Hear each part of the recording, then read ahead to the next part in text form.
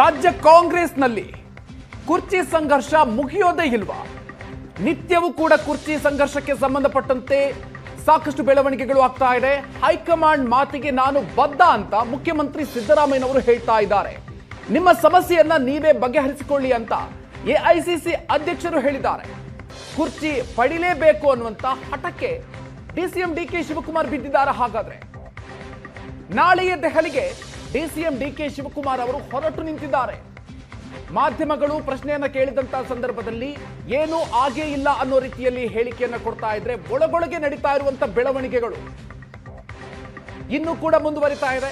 CWC ಸಭೆಗೂ ಮೊದಲೇ high command ಭೇಟಿಗೆ ಶತ ಪ್ರಯತ್ನವನ್ನ ಡಿಕೆ ಶಿವಕುಮಾರ್ ಅವರು ನಡೆಸ್ತಾ ಇದ್ದಾರೆ. ದೆಹಲಿಗೆ ತೆರಳೋ ಮುನ್ನ ಸಿಎಂ ಆಪ್ತರನ್ನ ವಿಶ್ವಾಸಕ್ಕೆ ಪಡೆದುಕೊಳ್ತಾ ಇದ್ದಾರೆ ಡಿಕೆ ಶಿವಕುಮಾರ್. ಜಮೀರ್ ಅಹ್ಮದ್, ಸತೀಶ್, ಎಂಬಿ ಪಾಟೀಲ್ ಬಳಿಕ ರಾಜಣ್ಣ ಅವರನ್ನ ಭೇಟಿಯಾಗಿ ಪ್ರತ್ಯೇಕವಾಗಿ ಚರ್ಚೆಯನ್ನ ನಡೆಸಿಕೊಂಡು ಬಂದಿದ್ದಾರೆ. ಕೆಎನ್ ರಾಜಣ್ಣ ಅವರನ್ನ ಎರಡೆರಡು ಬಾರಿ ಭೇಟಿಯಾಗಿದ್ದಾರೆ ಡಿಕೆ ಶಿವಕುಮಾರ್.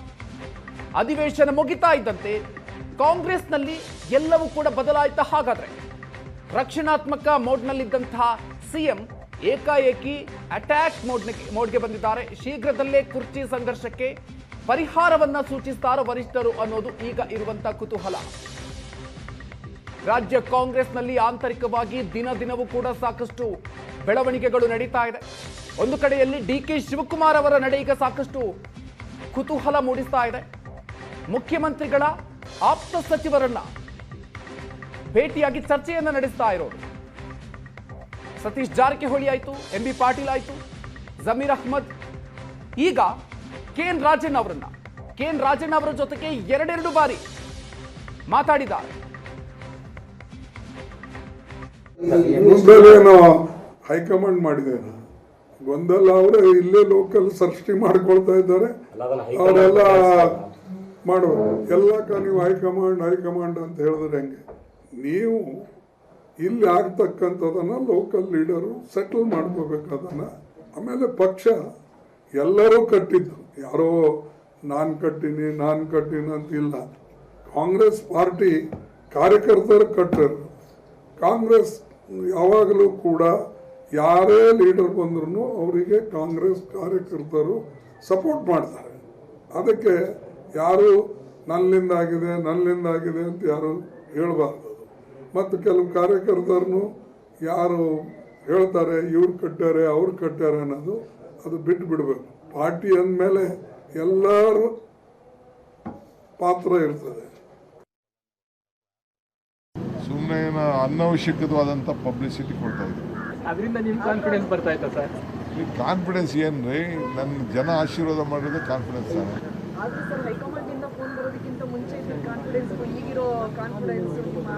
ದಿನ ಈಗ 2 ನಿಮಿಷದಲ್ಲಿ ಮಾತಾಡಿದೆ ಹೈಕಮಾಂಡ್ ಹತ್ರ. ಒನ್ಸ್ ಫಾರ್ ಆಲ್ ಹೇಳ್ತೀನಿ ನಾನು, ultimately high command has to take a decision. Rahul Gandhi ಅವರು ತೀರ್ಮಾನ ಮಾಡಬೇಕು, ಹೈಕಮಾಂಡ್ ತೀರ್ಮಾನ ಮಾಡಬೇಕು. ಅವ್ರು ಏನು ತೀರ್ಮಾನ ಮಾಡ್ತಾರೆ ಅದಕ್ಕೆ ಬದ್ಧ. ಈಗ ನಾನು ಮಾತಾಡಿದ್ದೀನಿ ಹೈಕಮಾಂಡ್ ಅವ್ರ ಜೊತೆ. ಅವ್ರು ಏನು ಹೇಳಿದ್ದಾರೆ, ನಾವು ತೀರ್ಮಾನ ಮಾಡ್ತೀವಿ ಅಂತ ಹೇಳಿದ್ದಾರೆ. ಹೈಕಮಾಂಡ್ ಅವ್ರು ಏನು ತೀರ್ಮಾನ ಮಾಡ್ತಾರೆ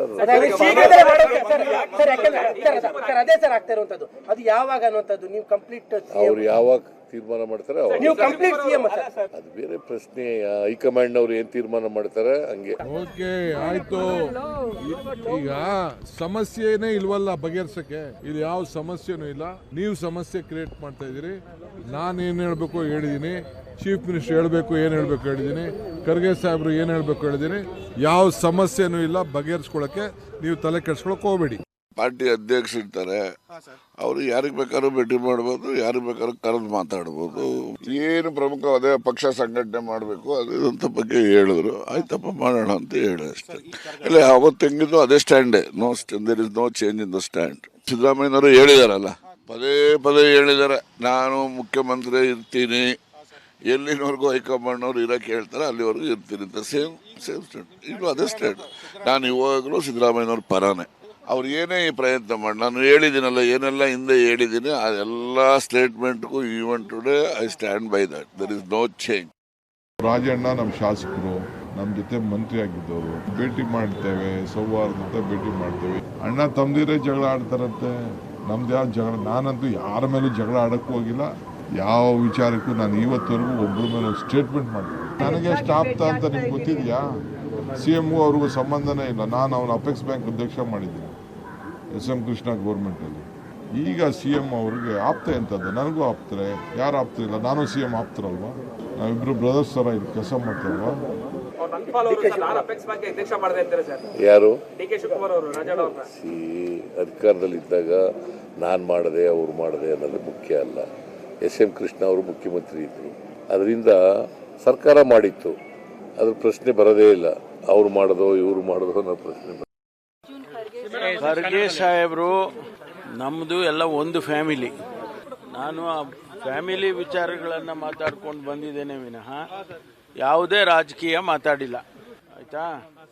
ನಮಗೆ ನಮ್ಮ ಸಂಬಂಧವೇ ಬೇರೆ, ಆದ್ದರಿಂದ ನಮ್ಮ ಮನೆಯ ವಿಚಾರಗಳನ್ನು ಮಾತಾಡಿದ್ದೇನೆ ವಿನಃ ಯಾವುದೇ ರಾಜಕೀಯ ವಿಚಾರವನ್ನು ನಾನು ಮಾತಾಡಿಲ್ಲ.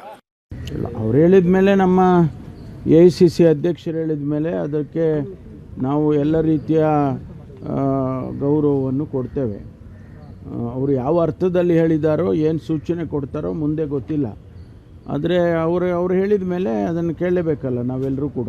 ಹೇಳಿದ ಮೇಲೆ ಅದಕ್ಕೆ ಇಲ್ಲೇ ಬಗೆಹರಿಸ್ಕೊಳ್ಳೋದಿದ್ದರೆ ಒಳ್ಳೆಯದು, ಇಲ್ಲೇ ಬಗೆಹರಿಸ್ಕೋಬೇಕು. ಇದು ಗೊಂದಲ ಇದ್ದರೆ ಅದನ್ನು ಬಗೆಹರಿಸ್ಕೊಂಡು ನಾವು ಅದನ್ನು ಸರಿ ಮಾಡಿಕೊಂಡು ಜನರಿಗೆ ಆಡಳಿತ ಕೊಡಬೇಕು ಅನ್ನೋದು ಅಷ್ಟೇ ನಮ್ಮದು. ಇದೇ ವಿಷಯದ ಬಗ್ಗೆ ಇವತ್ತು ಮಾತಾಡ್ತೀವಿ. ಹಲವು ಜನ ಗಣ್ಯರು ನಮ್ಮ ಜೊತೆಗಿರ್ತಾರೆ. ಈ ವಿಷಯಕ್ಕೆ ಕಾಂಗ್ರೆಸ್ ವಕ್ತಾರರನ್ನು ಕರೆಸೋದಿಲ್ಲ. ಅವರೇ ಕಳಿಸದಿದ್ದ ನಂತರ BJP ಅವ್ರನ್ನು JDSನವ್ರನ್ನ ಇಟ್ಕೊಂಡು ಏನು ಚರ್ಚೆ ಮಾಡೋದು? ಅದಕ್ಕೆ ಕೇವಲ ರಾಜಕೀಯ ವಿಶ್ಲೇಷಣೆ ಮಾತ್ರ ಇವತ್ತಿನ ಡಿಬೇಟ್ನಲ್ಲಿ. ನನ್ನ ಕೊಲೀಗ್ ಪ್ರಶಾಂತ್ ನಾಥ್ ಇದ್ದಾರೆ. ಪ್ರಶಾಂತ್, ಕಾರ್ಯಕ್ರಮಕ್ಕೆ ಸ್ವಾಗತ. ಹಿರಿಯ ಪತ್ರಕರ್ತರು, ರಾಜಕೀಯ ವಿಶ್ಲೇಷಕರಾದ ರವೀಂದ್ರ ರೇಷ್ಮೆ ಅವರಿದ್ದಾರೆ, ರಾಜಕೀಯ ವಿಶ್ಲೇಷಕರಾದ ಶಂಕರ್ ಶೆಟ್ಟಿ ಅವರಿದ್ದಾರೆ. ಇಬ್ಬರು ಕೂಡ ಕಾರ್ಯಕ್ರಮಕ್ಕೆ ಸ್ವಾಗತ. ಪ್ರಶಾಂತ್, ಸ್ಥಳೀಯವಾಗಿ ಬಗೆಹರಿಸಿಕೊಳ್ಳಬೇಕು, ಇದು ನಾನಾ ಅರ್ಥಗಳನ್ನು ಕೊಡ್ತಾ ಇದೆ. ಮಲ್ಲಿಕಾರ್ಜುನ ಖರ್ಗೆ ಅವರು ಆಡಿದಂಥ ಮಾತು ನನಗೆ ಫಸ್ಟ್ ಕೇಳಿದಾಗ ಎಲ್ರಿ ದಿಲ್ಲಿಲಿ ಮಾತುಕತೆಯಾಗಿ ಒಪ್ಪಂದ ಆಗಿದೆ ಅನ್ನೋ ಥರ ಸೌಂಡ್ ಆಯ್ತು ನನಗೆ. ಹೌದಾ? ಆ ಥರದ ಅರ್ಥ ಇದೆಯಾ ಇದಕ್ಕೆ? ಅದೇ ನನಗನ್ಸುತ್ತೆ ನೋಡಿ. ಈಗ ಮಲ್ಲಿಕಾರ್ಜುನ್ ಖರ್ಗೆ ಅವರು ಕಲಬುರಗಿಯಲ್ಲಿ ನಿನ್ನೆ ಕೊಟ್ಟಿರ್ತಕ್ಕಂಥ ಹೇಳಿಕೆಯಲ್ಲಿ ಪ್ರಮುಖವಾಗಿ ಇರೋದು ಏನಂತಂದರೆ, ಕ್ರೈಸಿಸ್ ಹೈಕಮಾಂಡ್ ಮಾಡಿದ್ದಲ್ಲ, ಕ್ರೈಸಿಸನ್ನು ರಾಜ್ಯ ನಾಯಕರೇ ಮಾಡ್ಕೊಂಡಿದ್ದಾರೆ, ಅವರೇ ಅದನ್ನು ಲೋಕಲಿ ಬಗೆಹರಿಸ್ಕೊಳ್ಳಿ. ನನಗನ್ಸುತ್ತೆ ಅದರ ಅರ್ಥ ಇಷ್ಟೇ. 24x7 ಮಾಧ್ಯಮಗಳು, DK ಶಿವಕುಮಾರ್ ಬಣದ ಶಾಸಕರು, DK ಶಿವಕುಮಾರ್, DK ಸುರೇಶ್, ಏನೊಂದು ತರಾತುರಿಯನ್ನು ತೋರಿಸ್ತಾ ಇದ್ದೀವಿ ಕಳೆದ ಒಂದು ತಿಂಗಳಲ್ಲಿ. ನಾಳೆ ಆಗ್ಬಿಡುತ್ತೆ, ನಾಡ್ದಾಗ್ಬಿಡುತ್ತೆ, ಜನವರಿಯಲ್ಲಿ ಆಗ್ಬಿಡುತ್ತೆ, ಉತ್ತರಾಯಣದಲ್ಲಿ ಆಗ್ಬೋದು, ಡಿಸೆಂಬರ್ 19ಕ್ಕೆ ಅಂತ ಬಂತು, ನವೆಂಬರ್ 20ಕ್ಕೆ ಆಗ್ಬಿಡುತ್ತೆ ಅಂತ ಬಂತು. ಆ ತರಾತುರಿ ಕಾಂಗ್ರೆಸ್ ಹೈಕಮಾಂಡ್ಗಿಲ್ಲ ಅನ್ನೋದು ಖರ್ಗೆ ಅವರ ಮಾತಿನ ಒಂದು ನಿಷ್ಕರ್ಷೆ ಅಂತ ನನಗನ್ಸುತ್ತೆ.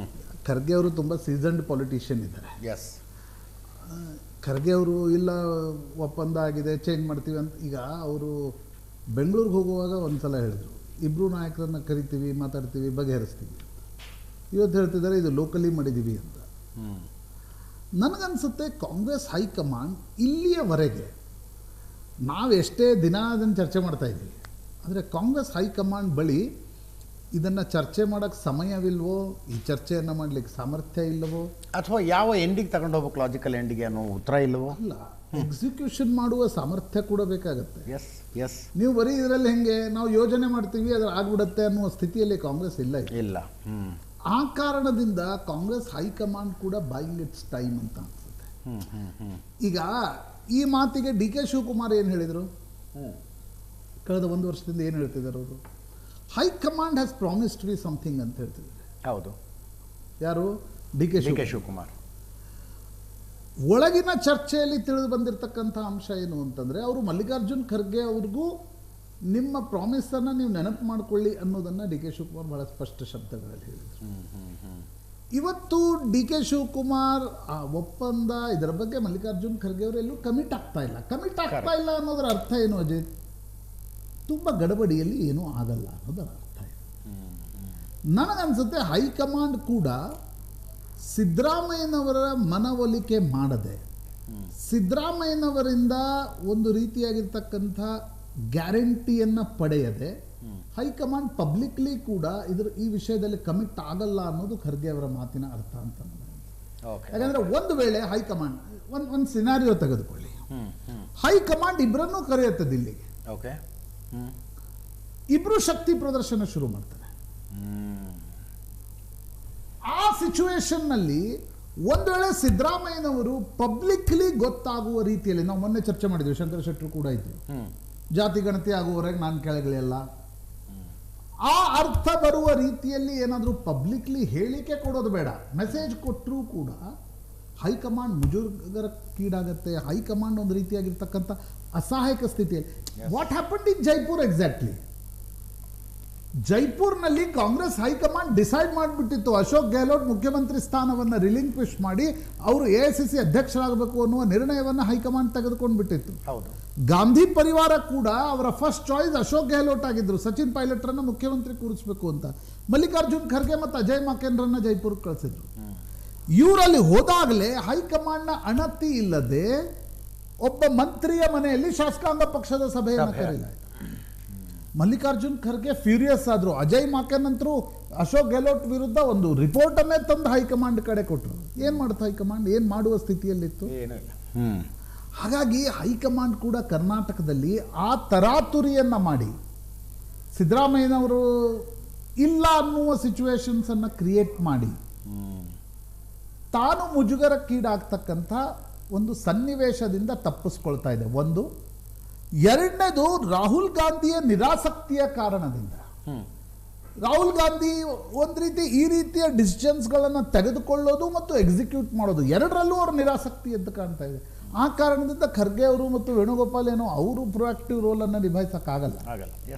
ಖರ್ಗೆ ಅವರ ತವರು ರಾಜ್ಯ ಆಗಿರೋದ್ರಿಂದ ಇನ್ನೂ ದೊಡ್ಡ ಸಮಸ್ಯೆ. ಮೂರನೇ ಒಂದು ಆಯಾಮ ಇದೆ ನನಗನ್ಸುತ್ತೆ Ajit, I may be wrong. ಯಾಕೆ ಎಲ್ಲ ರಾಜ್ಯಗಳಲ್ಲಿ ಗಲಾಟೆ ಆದಾಗ ಒಬ್ಬ ನಾಯಕ ಪ್ರಿಯಾಂಕಾ ಗಾಂಧಿ ಕ್ಲೋಸ್ ಇರ್ತಾರೆ, ಇನ್ನೊಬ್ಬ ನಾಯಕ ರಾಹುಲ್ ಗಾಂಧಿ ಕ್ಲೋಸ್ ಇರ್ತಾರೆ? ಯಾಕದು? Ashok Gehlot was close to Rahul Gandhi, Sachin Pilot was close to Priyanka Gandhi, Jyotiraditya was close to Priyanka Gandhi, and Kamalnath Sonia Gandhi ಅವರ ಆತ್ಮೀಯರಾಗಿದ್ದರು. ಅವರು ಕೂಡ ಅಣ್ಣ ತಂಗಿ ಮಧ್ಯೆ ಅಲ್ಲೊಂದು ಬೇರ್ಪಡೆ ಇತ್ತು ಅಲ್ವಾ?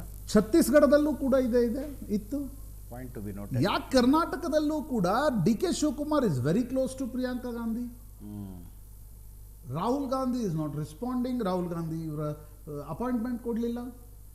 ರಾಹುಲ್ ಗಾಂಧಿ ಈ ವಿಷಯದ ಬಗ್ಗೆ ಇಲ್ಲಿಯವರೆಗೆ ಯಾರ ಜೊತೆ ಚರ್ಚೆನೂ ಮಾಡದಂಗಿಲ್ಲ. ಕನ್ನಡದ ಮಾಧ್ಯಮಗಳು ಹೇಳಿದ್ರು ಸೋನಿಯಾ ಗಾಂಧಿ CWC ಮೀಟಿಂಗ್ ಕರೀತಾರೆ, ಅಲ್ಲಿ ಚರ್ಚೆ ಮಾಡ್ತಾರೆ. CWC ಮೀಟಿಂಗ್ನಲ್ಲಿ ಇವೆಲ್ಲ ಚರ್ಚೆ ಮಾಡೋಕ್ಕಾಗಲ್ಲ. ಈಗ 27ಕ್ಕೂ CWC ಮೀಟಿಂಗ್ ಇದೆ.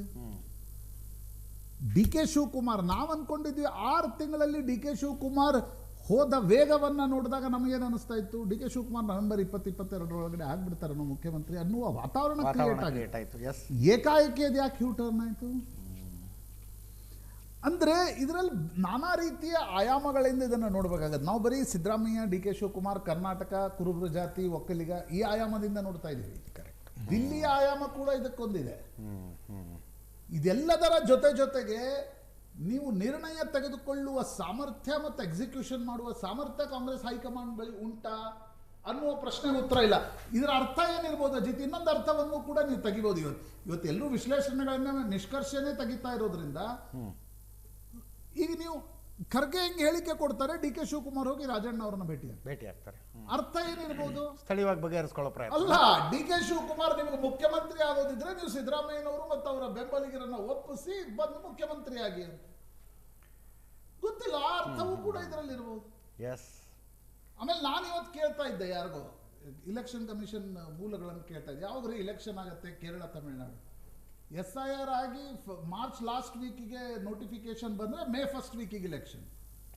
ಸರ್ಕಾರ ಆಗೋದು ಮೇ ಲಾಸ್ಟ್ ವೀಕ್, ಆದ್ರೆ ಮಾರ್ಚ್ ಒಳಗಡೆ ಆಗ್ಬೇಕು. ಬಜೆಟ್ ಆಗೋದು ಮಾರ್ಚ್ ಅಲ್ಲಿ ಅಂತ ಅನ್ಕೊಳ್ಳಿ. ಆಗ್ಲಿಲ್ಲ ಅಂದ್ರೆ 45 ದಿನ Venugopal is not available for to this execution. Mallikarjun Kharge ಅವರು ಇದನ್ನ ಎಕ್ಸಿಕ್ಯೂಟ್ ಮಾಡೋಕ್ಕಾಗಲ್ಲ. ಐದರ್ ವೇಣುಗೋಪಾಲೇ ಮಾಡಬೇಕಾಗತ್ತೆ ಇದನ್ನ ಆರ್ಗನೈಸಿಂಗ್ ಸೆಕ್ರೆಟರಿ ಆಗಿ. ಅವ್ರು ಮೇವರೆಗೆ ಬ್ಯುಸಿ ಆಗಿಬಿಟ್ರೆ ಆಗತ್ತಾ ಇದು ಅಷ್ಟು ಬೇಗ? We don't know. ಆ ಕಾರಣದಿಂದ ಖರ್ಗೆ ಅವರು ನಾವು ಗಡಬಡಿಯಲ್ಲಿಲ್ಲ, ತರಾತುರಿಯಲ್ಲಿಲ್ಲ ಅನ್ನೋದಕ್ಕೆ ಈ ಹೇಳಿಕೆ ಕೊಟ್ಟರೆ ಅದಕ್ಕೆ ನಾನಾ ರೀತಿಯ ಅರ್ಥಗಳಿವೆ ಅಂತ. ರವೀಂದ್ರ ರೇಷ್ಮೆ ಅವರು, ಏನು ಮಲ್ಲಿಕಾರ್ಜುನ್ ಖರ್ಗೆ ಅವರ ಮಾತಿನ ಅರ್ಥ? ಇದೇ ಮಲ್ಲಿಕಾರ್ಜುನ್ ಖರ್ಗೆ ಸಾಹೇಬರು 2 ವಾರದ ಹಿಂದೆ ಬೆಂಗಳೂರಿನಿಂದ ತೆರಳುವಾಗ ನನ್ನ ಕೈಯಲ್ಲೇನಿಲ್ಲ ಹೈಕಮಾಂಡ್ ಅಂತಂದಾಗ ಎಲ್ಲರೂ ತಮಾಷೆ ಮಾಡಿದ್ರು. ಕಾಂಗ್ರೆಸ್ ಪಾರ್ಟಿಲಿ AICC ಅಧ್ಯಕ್ಷರು ಕೂಡ ಹೈಕಮಾಂಡ್ ಅಲ್ಲ ಅಂದರೆ ಅವ್ರ ಮೇಲೆ ಇನ್ಯಾವ ಹೈಕಮಾಂಡ್ ಇದೆ ಅಂತ ನಾವೆಲ್ಲ ತಮಾಷೆ ಮಾಡಿದ್ವಿ.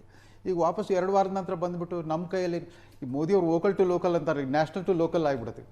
ನ್ಯಾಷನಲ್ ಹೈಕಮಾಂಡ್ ಬದಲು ಲೋಕಲ್ ಹೈಕಮಾಂಡೇ ತೀರ್ಮಾನ ಮಾಡಲಿ ಅಂತ. ಇಲ್ಲಿ ಎದ್ದು ಕಾಣೋದು ಏನು ಅಂತಂದರೆ, ಇವತ್ತು ಕರ್ನಾಟಕದ ಮುಖ್ಯಮಂತ್ರಿಯ ಆಯ್ಕೆ ಪ್ರಶ್ನೆ, ಬದಲಾವಣೆ ಅಥವಾ ಮುಂದುವರಿಕೆ ಪ್ರಶ್ನೆ ಅಖಿಲ ಭಾರತ ಮಟ್ಟದಲ್ಲಿ ಕಾಂಗ್ರೆಸ್ ಪಕ್ಷಕ್ಕೆ ಅಸ್ತಿತ್ವದ ಪ್ರಶ್ನೆ ಆಗೋಗ್ಬಿಟ್ಟಿದೆ, ಜೀವನ ಮರಣದ ಪ್ರಶ್ನೆ ಅಂತ ಅನಿಸ್ತಾ ಇದೆ. ಅಷ್ಟರ ಮಟ್ಟಿಗೆ ತುದಿಗಾಲ ಮೇಲೆ ನಿಂತ್ಕೊಂಡ್ಬಿಟ್ಟಿದ್ದಾರೆ. ಯಾಕಂದರೆ ಇಲ್ಲಿ ಪಕ್ಷದ ಸಂಘಟನೆ ಸಂಪೂರ್ಣವಾಗಿ DK ಶಿವಕುಮಾರ್ ಮೇಲೆ ಅವಲಂಬಿತವಾಗಿದೆ, ಸರ್ಕಾರ ಸಿದ್ದರಾಮಯ್ಯ ಇಮೇಜಿನ ಮೇಲೆ ಅವಲಂಬಿತವಾಗಿದೆ. ಆ್ಯಂಡ್ ಸಿದ್ದರಾಮಯ್ಯ ಅಂಥ ಗಟ್ಟಿ ಆಸಾಮಿ ಅಂತಂದರೆ, ಡಾಕ್ಟರ್ ರಾಜ್ಕುಮಾರ್ ಅವರು ಹಿನ್ನೆಲೆ ಗಾಯನ ಶುರು ಮಾಡಿದ ಮೊದಲೇ ಸಿನಿಮಾ ಇತ್ತಲ್ಲ, ಎಮ್ಮೆ ತಮ್ಮಣ್ಣದ ಟೈಟಲ್ ಸಾಂಗು, ಯಾರೇ ಕೂಗಾಡಲಿ ಯಾರೇ ಹೋರಾಡಲಿ ಏನೋ ನೆಮ್ಮದಿಗೆ ಭಂಗವಿಲ್ಲ ಅಂತ ಅಂದ್ಬಿಟ್ಟು ನಾನೇ 5 ವರ್ಷ ಇನ್ನೊಂದು ಬಜೆಟ್ ನಾನೇ ಗಟ್ಟಿಯಾಗಿ ನಿಂತಿದ್ದಾರಲ್ಲ. ಯಾಕಂದರೆ ಇದೇ ಮೊದಲ ಬಾರಿಗೆ ಒಬ್ಬ ಮುಖ್ಯಮಂತ್ರಿ ಆಯ್ಕೆ ಪ್ರಶ್ನೆ ಕಾಂಗ್ರೆಸ್ ವರ್ಕಿಂಗ್ ಕಮಿಟಿ ಅಥವಾ ಶಾಸಕಾಂಗ ಪಕ್ಷದ ಚರ್ಚೆಯಲ್ಲಿ ಮುಗಿದೋಗ್ಬಿಡಬೇಕಾಗಿತ್ತು. ಅಲ್ಲ,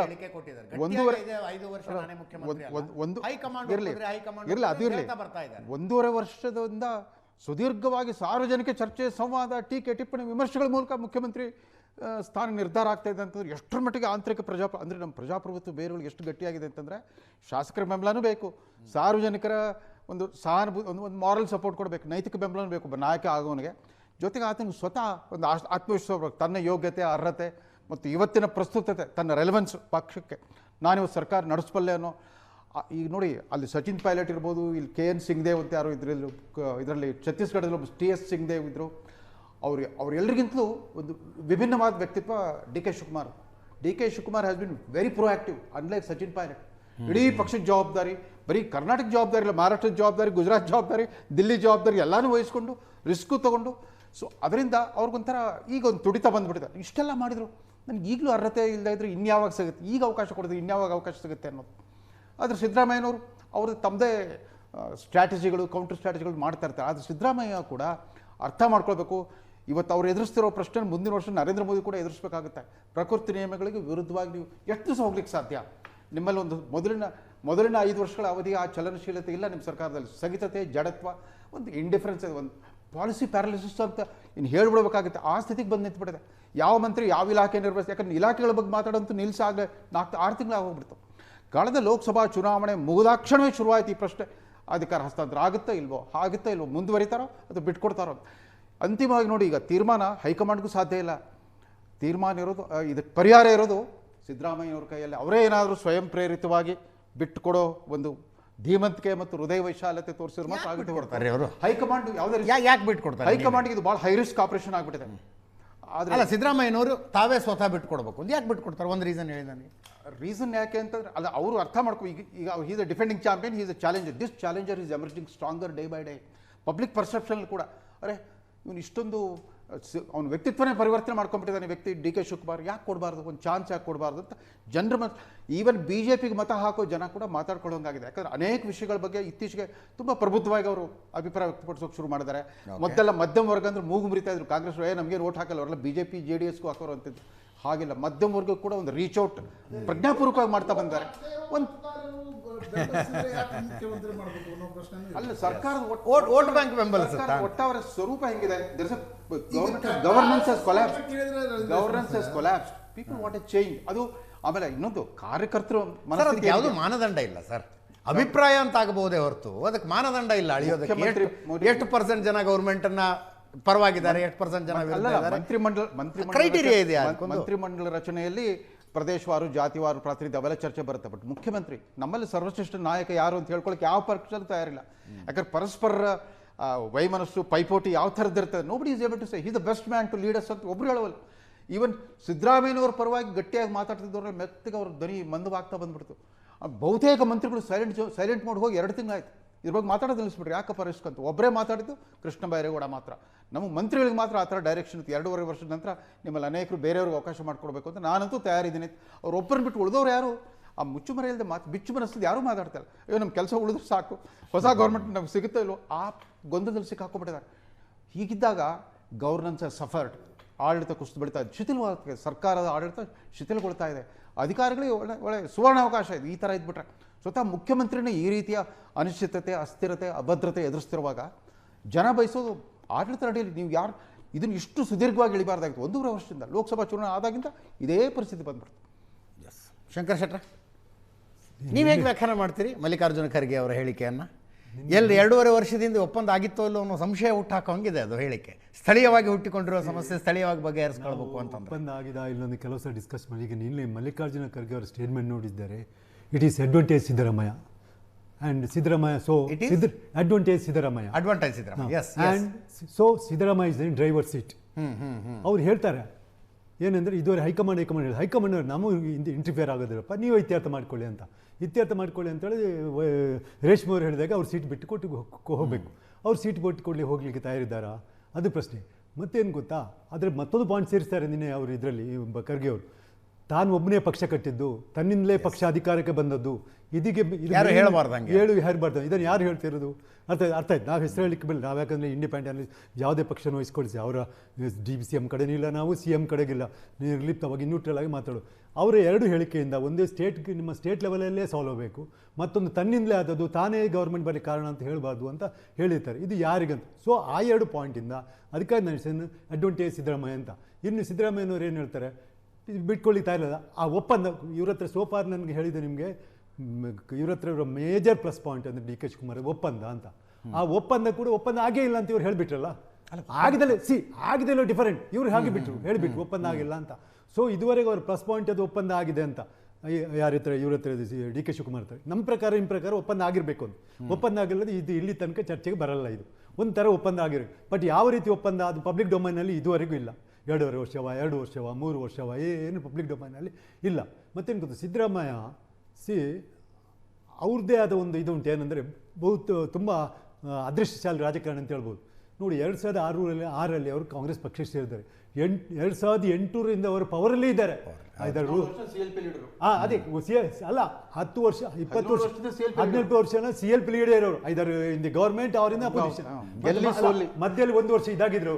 ಆಗ್ಲೂ ಜಾಯಿಂಟ್ ಆಕ್ಷನ್ ಕಮಿಟಿದು ಚೇರ್ಮನ್ ಯಾರು?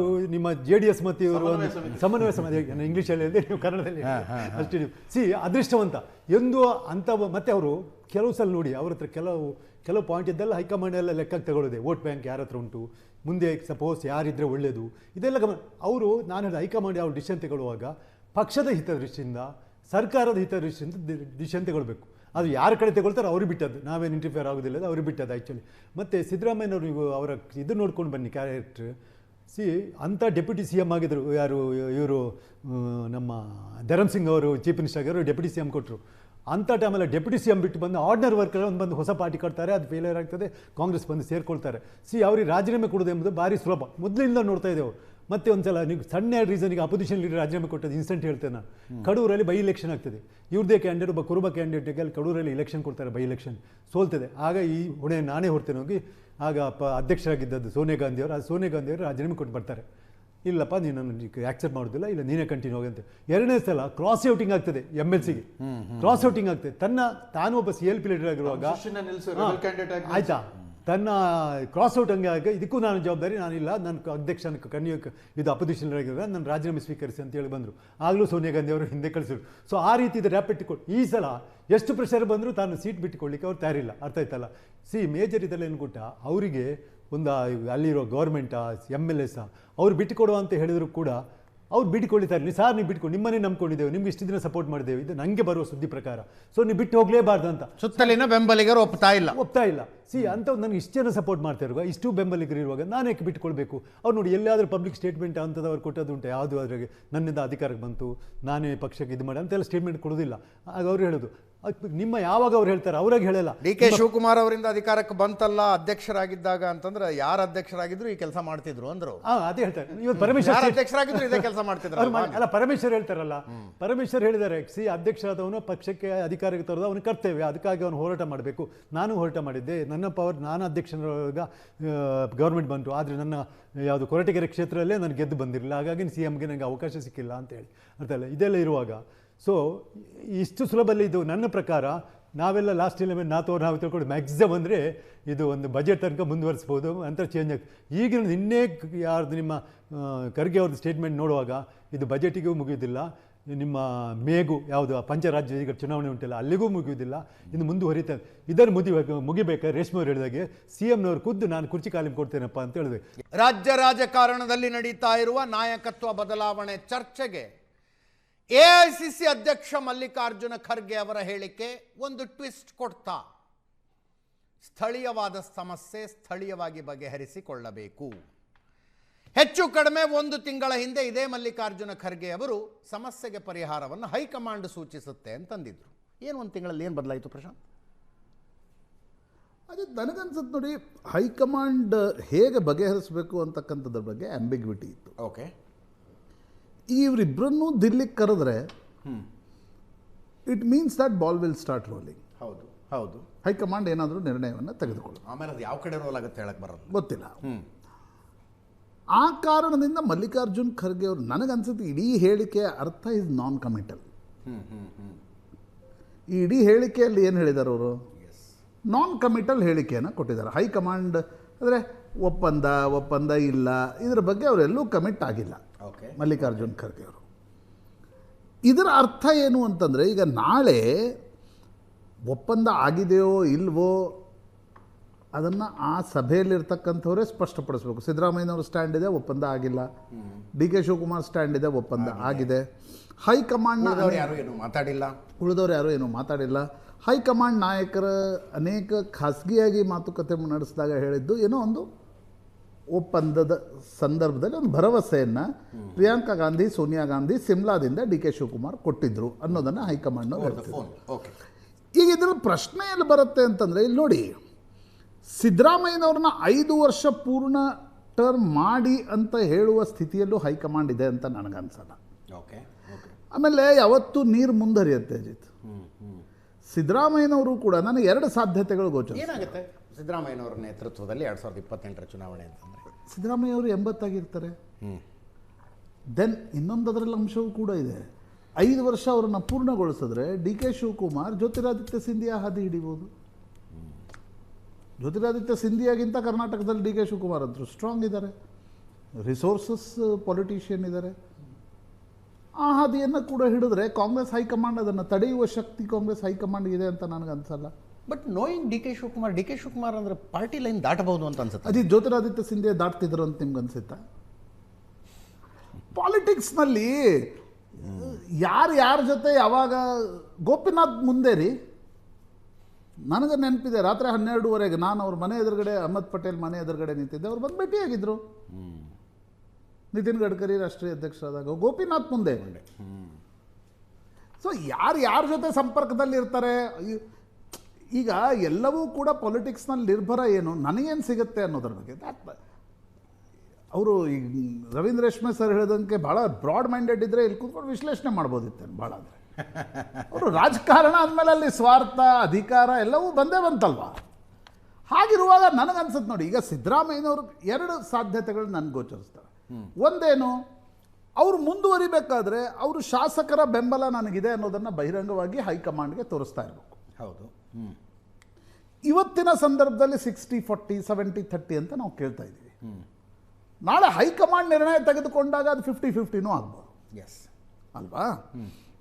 ಒಂದು ಶಾಸಕರ ಬೆಂಬಲ ನನಗಿದೆ, ಯಾವುದೇ ಕಾರಣಕ್ಕೂ ಆ ಶಾಸಕರು DK ಶಿವಕುಮಾರ್ ಮುಖ್ಯಮಂತ್ರಿ ಆದರೆ ಒಪ್ಪಲ್ಲ ಅನ್ನೋದನ್ನು ಪ್ರೂವ್ ಮಾಡ್ತಾ ಇರಬೇಕು. ಅದೇ ಕಾರಣದಿಂದ ಅದನ್ನು ನೆಗೆಟ್ ಮಾಡೋಕ್ಕೆ DK ಶಿವಕುಮಾರ್ ಬಾರಿ ಸತೀಶ್ ಜಾರಕಿಹೊಳಿ, ರಾಜಣ್ಣ ಅವರನ್ನು ಭೇಟಿ ಆಗ್ತಿದ್ದಾರೆ. ಸಿದ್ದರಾಮಯ್ಯನವರ ಬೆಂಬಲಕ್ಕಿರೋ ಶಾಸಕರು ನೀವು ಅವ್ರ ಜೊತೆ ಇರಿ, ನನ್ನ ಹೆಸರು ತೆಗೆದುಕೊಂಡ್ರೆ ನನಗೆ ವಿರೋಧ ಮಾಡಬೇಡಿ ಅಂತ ಅವ್ರು ಹೇಳ್ತಾ ಇರೋದು. 2ನೇ ಸಾಧ್ಯತೆ ನನಗೆ ಗೋಚರಿಸೋದು ಅಜಿತ್, ನೀವು ಶಾರ್ಟ್ ಟರ್ಮಲ್ಲಿ ಹೇಳ್ಬೋದು, ಏನು ಇಲ್ಲ ದೇವರಾಜ ಅರಸರದು ಆಯ್ತು, ಅದು ಮುಗಿದು ಹೋಗ್ಬಿಡುತ್ತೆ. ನೆಕ್ಸ್ಟ್ ನೀವು ಬಜೆಟ್ ಹೇಳ್ಬೋದು. ಹೌದು, ಬಜೆಟು ಮಾರ್ಚ್ನಲ್ಲಿ ಮುಗಿದು ಹೋಗ್ಬಿಡುತ್ತೆ. ಅವ್ರಿಗೆ ಲಾಂಗ್ ಟರ್ಮ್ ಇರ್ಲಿಕ್ಕೆ ನಾನು ಮೊನ್ನೆನೂ ಕೂಡ ಹೇಳಿದೆ, ನನಗೆ ಕಾಣ್ತಿರೋ ಅಸ್ತ್ರ ಜಾತಿಗಣತಿ. ಅದೊಂದು ನನ್ನ ರಾಜಕೀಯ ಜೀವನದ ಕನಸು. ಅದು ಬಿಟ್ಟರೆ ಅವ್ರು ನಾನು 28ರವರೆಗೆ ಇರ್ತೀನಿ, ನಂದೇ ನೇತೃತ್ವದಲ್ಲಿ ಚುನಾವಣೆ, ನನಗೇನು ಅನ್ಸಲ್ಲ ಅವ್ರು ಹಠ ಹಿಡಿಯುವ ಸ್ಥಿತಿಯಲ್ಲಿ. ರಾಜೀವ್ ಸರ್ದೇಸಾಯಿ ಅದ್ರಿಗೆ ಹೇಳಿದ್ರು ಅಜಿತ್, ಆ ಪ್ರಶ್ನೆ ಬಂತು ಅಂತ ಹೇಳಿದ್ರೆ ಅಥವಾ ಮನಸ್ಸಿನಲ್ಲಿದ್ದ ಮಾತು? ಅಜಿತ್, ನಾನು ಹೇಳ ಬಾರ್ಗೇನಿಂಗ್ ಮಾಡುವಾಗ ನೀವು 60ಕ್ಕೆ ಒಪ್ಪೋದಿದ್ರೆ 90 ಹೇಳಬೇಕಾಗತ್ತೆ, ಅಂದರೆ ನೀವು 60ಕ್ಕೆ ಬರ್ತೀರಿ. That is how bargaining, political bargaining happens. D K Shivakumar, ಈಗ ನನಗನ್ಸುತ್ತೆ ನೋಡಿ, ಡಿ ಕೆ ಶಿವಕುಮಾರ್ ಕೂಡ ಇವತ್ತು ಭಾಳ ತರಾತುರಿಯಲ್ಲಿದ್ದಂತೆ ಮಾಧ್ಯಮಗಳಿಗೆ ಕಾಣ್ತಾ ಇದ್ರು ಕೂಡ ಅವರ ಮನಸ್ಸಿನಲ್ಲಿ ಏನಿದೆ ಅಂದರೆ ನಾವು ಸಿದ್ದರಾಮಯ್ಯ ಈಗಲೇ ಕೊಡಿ ಅಂದರೆ ಇನ್ನೆರಡು ತಿಂಗಳಿಗಾರು ಆಗುತ್ತೆ, ಈಗಲೇ ಕೊಡಿ ಅಂತ ಗಟ್ಟಿ ಹಿಡಿದ್ರೆ ಅಟ್ಲೀಸ್ಟ್ ಹೈಕಮಾಂಡ್ ಕರೆದು ಮಾತನಾಡಿದ್ರು ಮಾತಾಡಿಸ್ಬೇಕು ಅನ್ನೋದು ಅವ್ರ ಮನಸ್ಸಿನಲ್ಲಿ ಏನಿದೆ. ಒಂದು ಹೈಕಮಾಂಡನ್ನು ಕಮಿಟ್ ಮಾಡಿಸ್ಬೇಕು, ಎರಡನೇದು ಹೈಕಮಾಂಡ್ ಎದುರು ಸಿದ್ದರಾಮಯ್ಯನವ್ರನ್ನ ಕಮಿಟ್ ಮಾಡಿಸ್ಬೇಕು. ಇದರಲ್ಲಿರೋ ಪೇಚ್ ಏನು ಅಂತಂದರೆ ಅಜಿತ್, ಹಿಂದೆ ದೇವರಾಜ ಅರಸರನ್ನ ತೆಗೆದಾಗ ಹೈಕಮಾಂಡ್ ಬಹಳ ಗಟ್ಟಿ ಇತ್ತು. ಬಂಗಾರಪ್ಪನವ್ರನ್ನ ತೆಗೆದಾಗ, ವೀರೇಂದ್ರ ಪಾಟೀಲ್ರನ್ನ ತೆಗೆದಾಗ ಹೈಕಮಾಂಡ್ ಒಂದು ರೀತಿ ಭಂಡನೂ ಇತ್ತು. ಇವತ್ತು ಕಾಂಗ್ರೆಸ್ ಹೈಕಮಾಂಡ್ನ ಸ್ಥಿತಿಗತಿ ಏನಿದೆ ಅಂದರೆ ಅವ್ರಿಗೇನು ಸಿದ್ದರಾಮಯ್ಯನವ್ರನ್ನೇ ಮುಂದುವರಿಸಬೇಕು ಅಥವಾ ಡಿ ಕೆ ಶಿವಕುಮಾರ್ ಮಾಡಲೇಬಾರ್ದು ಆ ಮನಸ್ಥಿತಿಯಲ್ಲಿಲ್ಲ ಅವರು. ಆದರೆ ಈಗ ಇಲ್ಲಪ್ಪ ಶಾಸಕಾಂಗ ಪಕ್ಷದ ಸಭೆ ನಡೆಸಿ ಡಿ ಕೆ ಶಿವಕುಮಾರನ್ನು ಆಯ್ಕೆ ಮಾಡಬೇಕು ಅಂತಿದ್ರೆ ಒಂದು 15 ದಿನದಲ್ಲಿ ಮಾಡ್ಬೋದೇನೋ ಅವರು. But what next? ಸಿದ್ದರಾಮಯ್ಯನವ್ರು ಏನಾದರೂ ಬೇಸರಗೊಂಡ್ರೆ, ಮುನಿಸಿಕೊಂಡ್ರೆ ಅವ್ರ ಜೊತೆ ಶಾಸಕರು ಇರೋದು ಬೇಡ. ಈಗ ಯಡಿಯೂರಪ್ಪನವ್ರ ಜೊತೆ ಎಷ್ಟು ಶಾಸಕರು ಹೋಗಿದ್ರು? ಯಡಿಯೂರಪ್ಪನವ್ರು ಮನೆಯಲ್ಲಿ ಕುಳಿತು 23ರಲ್ಲಿ ಏನು ಮಾಡಬೇಕು ಮಾಡಿದರು, 13ರಲ್ಲೂ ಏನು ಮಾಡಬೇಕು ಮಾಡಿ ಪಾರ್ಟಿ ಕಟ್ಟಿ ಮಾಡಿದರು. ಸಿದ್ದರಾಮಯ್ಯನವ್ರು ಏನಾದರೂ ಬೇಸರಿಸಿಕೊಂಡು ಕೆಳಗಿಳಿಯುವ ಪರಿಸ್ಥಿತಿ ನಿರ್ಮಾಣ ಆದರೆ ಅದು ಕಾಂಗ್ರೆಸ್ನ ಹಿಂದುಳಿದ ವೋಟ್ ಬ್ಯಾಂಕನ್ನು ಕಂಪ್ಲೀಟಾಗಿ ಡಿಸ್ಮ್ಯಾಂಟಲ್ ಮಾಡ್ಬೋದು. ಆ ಕಾರಣದಿಂದ ನನಗನ್ಸುತ್ತೆ ಹೈಕಮಾಂಡ್ ಇಸ್ ವೆರಿ, ಅಂದರೆ ರಿಸ್ಕ್ ಇದೆ, ಆ ರಿಸ್ಕನ್ನು ತೆಗೆದುಕೊಳ್ಳೋ ಸಮಯ ಯಾವಾಗ ಬರ್ಬೋದು ಅಂತ ನನಗನ್ಸುತ್ತೆ ಅಂದರೆ ಅಜಿತ್, ದಿಲ್ಲಿಯವರು ಒಂದೆರಡು ರಾಜ್ಯಗಳ ಚುನಾವಣೆಗಳನ್ನು ಗೆಲ್ಲಬೇಕು. ಒಂದು ವೇಳೆ ಗಿವನ್ ಸಿನಾರಿಯೋ, ಹಾಗೆ ಹೇಳ್ತೀನಿ, ತಮಿಳ್ನಾಡಿನಲ್ಲೂ ರಿಟೈನ್ ಮಾಡಿ ಕೇರಳನೂ UDF ಗೆಲ್ಲುವ ಸಾಧ್ಯತೆಗಳು, ಅಸ್ಸಾಮನ್ನು ಕೂಡ ಏನಾದರೂ ಕಾಂಗ್ರೆಸ್ನವ್ರು ಗೆದ್ದುಕೊಂಡ್ರೆ ಆವಾಗ ಇಲ್ಲಿ ಏನಾದ್ರು ಮಾಡೋಕ್ಕೆ ಒಂದು ಧೈರ್ಯ ಬರ್ಬೋದು. ಅಲ್ಲಿವರೆಗೆ ನಿಮ್ಗೆ ಆ ಪಬ್ಲಿಕ್ಲಿ ಅದನ್ನ ಏನಾದರೂ ಒಂದು ಸಣ್ಣ ಕೆಲಸ ಕೆಟ್ಟರೆ ಎಲ್ಲವೂ ರಾಹುಲ್ ಗಾಂಧಿ ತಲೆ ಮೇಲೆ. ಇದೇ ಪರಿಸ್ಥಿತಿ ಬಿಜೆಪಿಯಲ್ಲಿ ಆಗಿದ್ರೆ ಏನಾಗ್ತಿತ್ತು? ನೀವು ನೋಡ್ತಿದ್ರಲ್ಲ, ನಿತಿನ್ ನಬೀನ್ರನ್ನ ಹೇಗೆ ರಾಷ್ಟ್ರೀಯ ಕಾರ್ಯಾಧ್ಯಕ್ಷರನ್ನಾಗಿ ಮಾಡಿದ್ರು, single order. See, winning gives you manoeuvring space. Correct. Winning election gives you manoeuvring space. ಅದು ಬಿಜೆಪಿ ಬಳಿ ಇದೆ. ಭೂಪೇಂದ್ರ ಪಟೇಲ್ ಕ್ಯಾಬಿನೆಟ್ ಅನ್ನು ರಾತ್ರೋರಾತ್ರಿ ಚೇಂಜ್ ಮಾಡಿ ಹರ್ಷ ಸಿಂಘ್ವಿನ DCM ಮಾಡಿದ್ರು. ಈಗ ರಾಷ್ಟ್ರೀಯ ಕಾರ್ಯಾಧ್ಯಕ್ಷರಾಗಿ ಭೂಪೇಂದ್ರ ಯಾದವ್, ಧರ್ಮೇಂದ್ರ ಪ್ರಧಾನ್ ಕಾಯ್ತಾ ಇದ್ರು, ಸುನಿಲ್ ಬನ್ಸಲ್. ಇವತ್ತು ಅವ್ರು ಎದುರುಗಡೆ ಕೂತ್ಕೊಳ್ಳೋ ಪರಿಸ್ಥಿತಿ ನಿರ್ಮಾಣ ಆಗಿದೆ. ಸರಿಯೋ ತಪ್ಪೋ, your political opportune time is different. ಕಾಂಗ್ರೆಸ್ನಲ್ಲಿ ಆ ಟೈಮ್ ಸರಿ ಬರುವ ಗೆಲುವುಗಳ ಕಾನ್ಫಿಡೆನ್ಸ್ ಅನ್ನು ಕೊಡ್ತವೆ. ಇಲ್ಲಿಂದ ಆದೇಶ ಮಾಡ್ತೀವಿ, ಅಲ್ಲಿ ಪಾಲನೆ ಮಾಡಿ ಅನ್ನುವಂಥ ಇವತ್ತು ಆ ಶಕ್ತಿ ಸಾಮರ್ಥ್ಯ ಕಾಂಗ್ರೆಸ್ ಹೈಕಮಾಂಡ್ ಕಾಣ್ತಾ ಇಲ್ಲ. ಮಲ್ಲಿಕಾರ್ಜುನ್ ಖರ್ಗೆ ಅವರು ಇಷ್ಟು ಸೀನಿಯರ್ ಲೀಡರ್ ಇದ್ರೂ ಕೂಡ ಅವರು ಎಲ್ಲೂ ಕೂಡ ಜಗಳ ಬಗೆಹರಿಸುವಲ್ಲಿ ಬರ್ತಾ ಇಲ್ಲ. ನೋಡಿ ಯಾಕೆ? ತವರು ರಾಜ್ಯ ರೀ, ಒಂದು ತವರು ರಾಜ್ಯ. ನಾಳೆ ಬ್ಲೇಮ್ ಕಟ್ಕೊಂಡ್ಬಿಟ್ರೆ ತನ್ನ ಮಗನ ರಾಜಕೀಯ ಭವಿಷ್ಯ ಹಾಳಾಗೋಗುತ್ತೆ. ಯಾಕಂದರೆ ಎರಡು ಪ್ರಬಲ ಸಮುದಾಯಗಳ ನಡುವೆ ಫೈಟ್ ಇದೆ ಇದು. ಆ ಕಾರಣದಿಂದ ನನಗನ್ಸುತ್ತೆ ಕಾಂಗ್ರೆಸ್ ಹೈಕಮಾಂಡ್ ಕೂಡ ಒಂದು ವೇಟಿಂಗ್ ಟೈಮ್ ಮಾಡ್ತಾ ಇದೆ. ಅದು ಎಷ್ಟು ದಿನ ವೇಟ್ ಆಗುತ್ತೆ? ಡಿ ಕೆ ಶಿವಕುಮಾರ್ಗೆ ಆ ಪೇಷನ್ಸ್ ಉಂಟಾ? ಅಥವಾ ನಾಳೆ ಸಿದ್ದರಾಮಯ್ಯ ಡಿ ಕೆ ಶಿವಕುಮಾರೇ ಈಗ ಖರ್ಗೆ ಅವರು ಹೇಳಿದಂತೆ ಒಂದು ಅಂಡರ್ಸ್ಟ್ಯಾಂಡಿಂಗಿಗೆ ಬರ್ಬೋದಾ? We don't know. ನನಗನ್ಸುತ್ತೆ ಸಿದ್ದರಾಮಯ್ಯನವರು ಎಲ್ಲರೂ ಅಂದ್ಕೊಂಡಿದ್ದಾರೆ ಕುರ್ಚಿಗೆ ಅಟ್ಯಾಚ್ಡ್ ಇದ್ದಾರೆ. ರಾಜಕಾರಣಿಯ ಪರಮಧರ್ಮ ರೀ ಅದು. ನೀವು ಯಾರಾದ್ರೂ ವ್ಯಾಪಾರಂ ದ್ರೋಹ ಚಿಂತನಂ ಅಂತಾರಪ್ಪ, ಹಂಗೆ ರಾಜಕೀಯಂ ಅಧಿಕಾರ ಚಿಂತನಂ. ಅದ್ರ ರಾಜಕಾರಣಿಯಿಂದ ನೀವು ವೈರಾಗ್ಯವನ್ನ ಯಾರಾದ್ರೂ ಬಯಸ್ತಿದ್ರೆ ರಾಜಕಾರಣಿ ಆಗಬಾರ್ದು. ಎಸ್. ಆದರೆ ನಾನು ನೋಡಿದ ಸಿದ್ದರಾಮಯ್ಯನವ್ರು ನನಗನ್ಸುತ್ತೆ ಅಜಿತ್, ಅವ್ರು ಎಷ್ಟು ಅಟ್ಯಾಚ್ಡ್ ಕಾಣ್ತಿದಾರಲ್ಲ, he will throw surprise one day. But it will be on his terms and his time. That is it. ಸಿದ್ದರಾಮಯ್ಯನವ್ರ ಜಾಯಮಾನದ ಬಗ್ಗೆ ಅವರು ಪ್ರಸ್ತಾಪ ಮಾಡಿದ್ರು. 3 ಪ್ರಸಂಗಗಳು. 2008ರಲ್ಲಿ ಸುಲಭವಾಗಿ ಅವರು ವಿರೋಧ ಪಕ್ಷದ ನಾಯಕ ಸ್ಥಾನ ಸಿಗಲ್ಲ ಅಂತ ಗೊತ್ತಾದಾಗ ಏನಾಯಿತು? ಅವಾಗ ಬಳ್ಳಾರಿ ರೆಡ್ಡಿಗಳು ಕಂಟ್ರೋಲ್ ಮಾಡ್ತಾಯಿದ್ರು. ಆಪರೇಷನ್ ಕಮಲ ನಡೆಸಿಬಿಟ್ಟು 8 ಬೈ ಎಲೆಕ್ಷನ್ ಸೃಷ್ಟಿಯಾದವು. ಕಾಂಗ್ರೆಸ್ ಶೂನ್ಯ ಸಂಪಾದನೆ, 8ಕ್ಕೆ8 ಕಾಂಗ್ರೆಸ್ ಔಟ್, 5 BJP, 3 JDS ಬಂದು. ಚೌಡಯ್ಯ ಮೆಮೋರಿಯಲ್ ಅಲ್ಲಿ ಶಾಸಕಾಂಗ ಪಕ್ಷ ಸಭೆ, ನಮ್ಮ ಪಕ್ಷದ ಹೀನಾಯ ಸೋಲಿಗೆ ಕಾರಣಗಳೇನು ಅಂತಂದ್ಬಿಟ್ಟು ತಾಸುಗಟ್ಟಲೆ ಚರ್ಚೆ ಮಾಡಿ ಕೊನೆಗೆ NA ಹ್ಯಾರಿಸ್ ಹೇಳಿದ್ರಂತೆ, ಈ ಸೋಲಿಗೆ ಕಾರಣಗಳು ಏನು ಅಂತ ತೀರ್ಮಾನ ಮಾಡೋದನ್ನು ಹೈಕಮಾಂಡ್ಗೆ ಬಿಟ್ಬೋಣ ಅಂತ ಒಂದು ನಿರ್ಣಯ ಪಾಸ್ ಮಾಡಿ ಅಲ್ಲಿ ಚರ್ಚೆ ಮುಗಿದೋಗಿತ್ತು. ಮುಂದೆ ಖರ್ಗೆ ಅವ್ರನ್ನ ಲೋಕಸಭೆಗೆ ಕಳಿಸಿದ ಮೇಲೆ ಸಮಾಧಾನವಾಗಿ ವಿರೋಧ ಪಕ್ಷದ ನಾಯಕ ಅಲಂಕರಿಸ್ಬಿಟ್ಟು ಮುಂದುವರೆದ್ರು. ಆಮೇಲೆ ವಿಧಾನ ಪರಿಷತ್ ಚುನಾವಣೆ ಬಂತು. ಇವರು CM ಇಬ್ರಾಹಿಂ ಟಿಕೆಟ್ ಕೊಡಿಸ್ಬೇಕು ಅಂತಿದ್ರು, ಕೊಡಲಿಲ್ಲ. ಇಕ್ಬಾಲ್ ಅಹಮದ್ ಸರ್ಡ್ಗೆ ಕೊಡಿಸಿದ್ರು ಖರ್ಗೆ ಅವರು. ಅವಾಗ ಏನಾಯಿತು? ತಮ್ಮ ಪಟ್ಟ ಶಿಷ್ಯ ಬೈರತಿ ಸುರೇಶ್ ಅವ್ರ ಮನೆಯಲ್ಲೇ ಅನೌನ್ಸ್ ಮಾಡ್ಬಿಟ್ಟು ನಾನು ರೆಬೆಲ್ ಕ್ಯಾಂಡಿಡೇಟ್ ಅಂತ, ಪಕ್ಷೇತರ ಅಭ್ಯರ್ಥಿಯಾಗಿ ನಿಂತ್ಕೊಂಡ್ಬಿಟ್ಟು ಅಧಿಕೃತ ಅಭ್ಯರ್ಥಿ ಇಕ್ಬಾಲ್ ಅಹ್ಮದ್ ಸರ್ರಿಗೆ ಅವರು ಸೋಲಿ ಕಾರಣರಾದರು. ಆದರೂ ಸಿದ್ದರಾಮಯ್ಯವ್ರನ್ನ ಯಾರೂ ಪ್ರಶ್ನೆ ಮಾಡೋಕ್ಕೆ ಸಾಧ್ಯ ಆಗಿಲ್ಲ. ಅದಾದಮೇಲೆ ಈ ಸಮ್ಮಿಶ್ರ ಸರ್ಕಾರ ಅಂತ ರಚನೆ ಆಗಿತ್ತು 2018ರಲ್ಲಿ. ಇವರು CLP ಲೀಡ್ರು, ಆದ್ರೆ ಸರ್ಕಾರ ಸೇರಿಲ್ಲ, ಹೊರಗಿತ್ಕೊಂಡ್ಬಿಟ್ಟೆ CLP ಲೀಡರ್ಶಿಪ್. ಸರ್ಕಾರ ಸೇರಿ ಪರಮೇಶ್ವರ್ ಸುಮ್ಮನೆ deputy chief minister without leadership. ಆ ಸರ್ಕಾರದ ಹಣೆ ಬರ ಅವರು ಧರ್ಮಸ್ಥಳದ ನೇಚುರೋಪತಿ ಹಾಸ್ಪಿಟಲ್ ಬರೆದುಬಿಟ್ರು. ಲೋಕಸಭಾ ಚುನಾವಣೆವರೆಗೂ ಈ ಸರ್ಕಾರಕ್ಕೆ ಏನು ಧಕ್ಕೆ ಇಲ್ಲ ಅಂದ್ಬಿಟ್ಟು. ಆಪರೇಷನ್ ಕಮಲದಲ್ಲಿ ಬಹುಪಾಲು ಬಿಟ್ಟು ಹೋದವರೆಲ್ಲ ಇವರು ಆಪ್ತರಾಗಿದ್ದವ್ರು, ಆಪ್ತರೋದು ಗುರುತಿಸ್ಕೊಂಡಿದ್ದವರ ಬಿಟ್ಟು ಹೋಗ್ಬಿಟ್ರು. ಹಾಗಾಗಿ ಸಿದ್ದರಾಮಯ್ಯನವರು ತಮಗೆ ತೃಪ್ತಿಕರವಲ್ಲದ ತೀರ್ಮಾನ ಏನಾದರೂ ಹೈಕಮಾಂಡ್ ಹೇರಕ್ಕೆ ಹೋದ್ರು ಸುಮ್ಮನೆ ಕೂತ್ಕೊಳ್ಳೋರಲ್ಲ. ಪ್ರತಿ ಸಾರಿ ತಮ್ಮ ಅಸಮಾಧಾನವನ್ನು ಒಂದು ರೀತಿಯಲ್ಲಿ ಪ್ರಕಟಿಸ್ತಾರೆ. ಆದರೆ ಎಲ್ಲಿ ಇತಿಹಾಸ ಮರುಕಳಿಸುತ್ತೆ ಅಂತ ನಾನು ಮತ್ತೆ ಹೇಳ್ತಾ ಇದ್ದೀನಿ. ಯಾವಾಗ ಅಖಿಲ ಭಾರತ ಕಾಂಗ್ರೆಸ್ ಅಧ್ಯಕ್ಷರು ಕರ್ನಾಟಕದವರಾಗಿದ್ರು, ಆಮೇಲೆ ಕರ್ನಾಟಕದಲ್ಲಿ ಇಬ್ಬರು ದಿಗ್ಗಜರ ನಡುವೆ ಯಾವಾಗ ಸಂಘರ್ಷ ಆಗಿತ್ತು ಅವಾಗೆಲ್ಲ ಕಾಂಗ್ರೆಸ್ ಪಕ್ಷ ಹೋಳಾಗಿದೆ. ಇದು ಎಲ್ಲಿ ಆ ಮಟ್ಟಕ್ಕೆ ಹೋಗ್ಬಿಡುತ್ತೆ ಅನ್ನೋ ಆತಂಕ ಈ ಸಂದರ್ಭ ಈ ವಾತಾವರಣ ಹಂತಕ್ಕೆ ಹೋಗುತ್ತೆ ಅಂತ ಅನ್ಸುತ್ತೆ ಶಂಕರ್ ಶೆಟ್ರೆ. ಆ ಹಂತಕ್ಕೆ ಹೋಗುತ್ತೆ. ಜ್ಯೋತಿರಾದಿತ್ಯ ಸಿಂಧ್ಯಾ ಮಾರ್ಗದಲ್ಲಿ DK ಶಿವಕುಮಾರ್ ಅವರು ಹೋಗೋದು ಕಾಂಗ್ರೆಸ್ ಸರ್ಕಾರದಲ್ಲಿ ಹೋಗ್ತಿರಲಿಲ್ಲ. ಇಲ್ಲಿ ಪ್ರಶ್ನೆ ಏನು ಗೊತ್ತಾ, ಇರುವ ಗವರ್ಮೆಂಟಿಗೆ ಸಿಂಪಲ್ ಮೆಜಾರಿಟಿ ಆದರೆ ಇದೆಲ್ಲ ನಡೆದೋಗ್ತದೆ. ಅವ್ರು ಅಬ್ಸರ್ವ್ ನಿಯರ್ಲಿ 2/3 ಮೆಜಾರಿಟಿ ಇದ್ದಾರೆ. ನಿಯರ್ಲಿ ಒಂದು 8 ಎಕ್ಸ್ಟ್ರಾಸ್ ಬಂದರೆ 2/3 ಮೆಜಾರಿಟಿ. 2/3 ಇರುವ ಗೌರ್ಮೆಂಟನ್ನು ಒಂದು 10-20 MLAಗಳನ್ನು ತಗೊಂಡು ಗೌರ್ಮೆಂಟ್ ಬಿಡ್ಲಿಕ್ಕೆ ಸುಲಭ ಇಲ್ಲ. 5-6 ಅದು ಸಿದ್ದರಾಮಯ್ಯನ ಹತ್ರ ಸಾಧ್ಯ ಇಲ್ಲ. ಸಿದ್ದರಾಮಯ್ಯಗೆ ಎಷ್ಟೇ ಬೆಂಬಲ ಇರ್ಬೋದು, ಪಾರ್ಟಿ ಹುಡ್ಕೊಂಡು ನಾನು ಇನ್ನೊಂದು ಪಕ್ಷ ಮಾಡಿ BJP ಸೇರಿ ಗೌರ್ಮೆಂಟ್ ಮಾಡ್ತಾ ಅಂದರೆ ಕಾಂಗ್ರೆಸ್ನವ್ರು ಕರ್ಕೊಂಡು ಹೋದವರು ರೀ-ಎಲೆಕ್ಷನ್ ಫೇಸ್ ಮಾಡಬೇಕು. ಅಷ್ಟು ಯಾರು ಬಡ್ರಿಲ್ಲ. ಇನ್ನೂ 2.5 ವರ್ಷ ಉಂಟು ಗೌರ್ಮೆಂಟಿಗೆ. ಲಾಸ್ಟು ಇವಾಗ ಯಡಿಯೂರಪ್ಪನರ್ತಿಗೆ ಅಂತ ಯಾವಾಗ ಯಡಿಯೂರಪ್ಪ ಅವರು ಪಾರ್ಟಿ ಬಿಟ್ಟು ಹೋಗುವಾಗ ಇಲೆಕ್ಷನ್ 4 ತಿಂಗಳಿದ್ರು. ಆಗ ಸಮೇತ ಶೋಭಾ ಕರಂದ್ಲಾಜೆ ಇಂಥವ್ರೊಂದು 8 ಜನ ಹೋಗಿದ್ದಾರೆ ಅವರೊಟ್ಟಿಗೆ. ಅರ್ಥ ಆಯ್ತಾ? ಇಲೆಕ್ಷನ್ಗೆ 4 ತಿಂಗಳವರೆಗೆ ಸಮೇತ ಹೋದವರು 8 ಜನ. ಯಾಕೆ ಬೈ ಇಲೆಕ್ಷನ್ ಇಲ್ಲ ಅಂತ ಅವ್ರಿಗೆ ಗೊತ್ತಿತ್ತು. ಈ ಸಂದರ್ಭದಲ್ಲಿ ಅವ್ರು ಹೋದರೆ ಬೈ ಇಲೆಕ್ಷನ್ ಫೇಸ್ ಮಾಡೋದು. ಪಾರ್ಟಿ ಹುಡ್ಕೊಂಡು BJP ಹೋಗಿ ಸೇರ್ಗಮ್ಮ ಅದು ಶಕ್ತಿ ಈಗ ಸಿದ್ದರಾಮಯ್ಯನವರಿಗಿಲ್ಲ, ಇವರು DK ಶಿವಕುಮಾರ್ಗೆ ಅಂತ ಇಲ್ಲ. ಖಂಡಿತ ಅವ್ರು ಅಟ್ಟರ್ ಫೇಲ್ ಇರ್ತಾರೆ. ಬಟ್ ಅಲ್ಲಿ ಹೋದರೂ ಅಲ್ಲಿ ಆಕ್ಸೆಪ್ಟ್ ಮಾಡ್ತಾರಾ ಇಲ್ವಾ ಅದು ಪ್ರತ್ಯೇಕ. ಸೊ ಗೌರ್ಮೆಂಟಿಗೆ ಯಾವುದೇ ತೊಂದರೆ ಇಲ್ಲ ಇದರಲ್ಲಿ ಆ್ಯಕ್ಚುಲಿ. ಯಾಕಂದರೆ ಇವರು ಸಂದೇಶ ಕೊಡುವುದಕ್ಕಾದರೂ ಯಾವ ಸಂದೇಶ ಅಂತ ಕೊಡಿಸಿ ನಾನು ಎಕ್ಸಾಂಪಲ್ 2 ಹೇಳ್ತೇನೆ. ಯಾವುದೋ ಒಂದೆರಡು ಮೀಟಿಂಗ್ ಮಾಡೋದಪ್ಪ.